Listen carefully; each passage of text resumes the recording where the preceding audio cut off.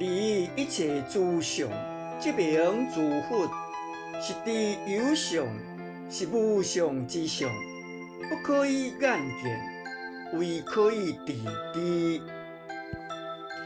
一切有为法，如梦幻泡影，如露亦如电，应作如是观。若以色见我，以音声求我，是能行邪道，不能见如来。应无所住，离生其心，清净自在如来地。日日心念一句偈，菩提大悲无碍地。